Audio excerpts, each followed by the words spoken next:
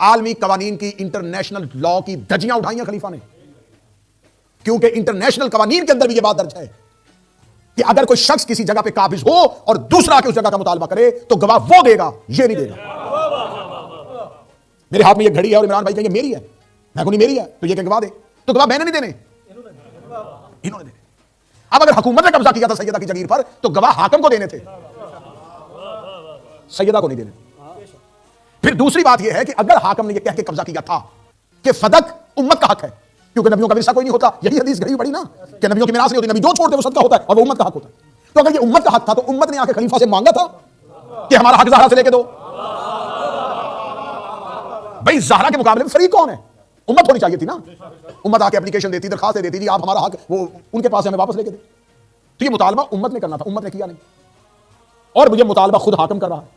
اگر یہ حاکم نے کر دیا ہے مطالبہ کہ یہ ہمارا حق ہے، ہم اس کو تم سے چھین رہے ہیں، تو پھر گواہ حاکم کو دینے تھے، حاکم نے گواہ بھی نہیں دیے۔ تیسری بات کر لو، اگر گواہ بھی نہیں دیے اور چھین بھی لیا ہے تو پھر اس مقدمے کو سننے کا حاکم اہل ہی نہیں، کیونکہ یہ دنیا کی کسی عدالت میں نہیں ہوتا کہ جس کے خلاف مقدمہ ہو وہ جج ہو۔ بی بی نے رٹ دائر کی ہے اسٹیٹ کے خلاف، اسٹیٹ اس مقدمے کو سن کیسے سکتی؟ چلو انٹرنیشنل قوانین کو چھوڑو، آؤ قرآن کی نص میں، اس نے بی بی سے کہا تو گواہ دے۔ آؤ قرآن کی نص میں پہلے قرآن سے پوچھیں معصوم سے گواہ مانگنے کی اجازت ہے؟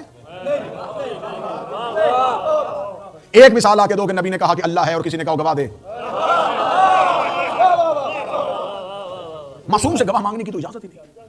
وہ ایک بڑا مشہور واقعہ ہے، مجھے اس کو پڑھ کے وقت نہیں گزارنا، جس میں ایک وہ عرابی اونٹ بیچنے کے لیے آیا تو نبی نے کہا یہ گھوڑا میں تم سے لیتا ہوں، اور نبی اپنے گھر سے پیسے لینے کے لیے گئے اور اس نے کسی کو بیچ دیا۔ جب وہ رسول واپس آیا فرمایا یہ گھوڑا، اس کو دے دیا۔ ساتھ میں وہ تمہیں وعدہ کر کے گیا تھا، وہ تو میں نے خرید لیا تھا، اس نے تیرے پاس کوئی اس سودے کا گواہ ہے؟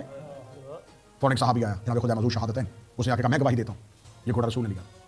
اس نے رسول سے کہا کہ جب یہ تو میری گھوڑے کی قیمت پہ بات ہو رہی تھی، یہ تیرا صحابی تو تھا نہیں، یہ گواہی کیسے دے رہا ہے؟ رسالت میں اس کی طرف دیکھا تو تھا ہی نہیں، تو نے کیسے گواہی دی؟ وہ صحابی نے نبی کی طرف دیکھا، آپ نے کہا اللہ ہے، میں نے گواہ مانگے۔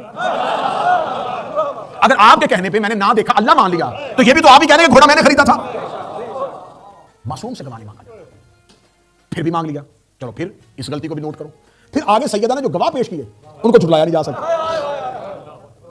کیونکہ خدا قرآن میں کہہ چکا ہے کہ میں اللہ اپنی توحید پر خود گواہ ہوں، فاولو العلم، اور پھر وہ صاحبان علم میری توحید پر گواہ۔ اور معصومین نے حدیث میں کہا کہ یہ جو صاحبان علم کی بات ہو رہی ہے اس سے مراد علی ہے، اور وہ علی جو اللہ کا گواہ ہو۔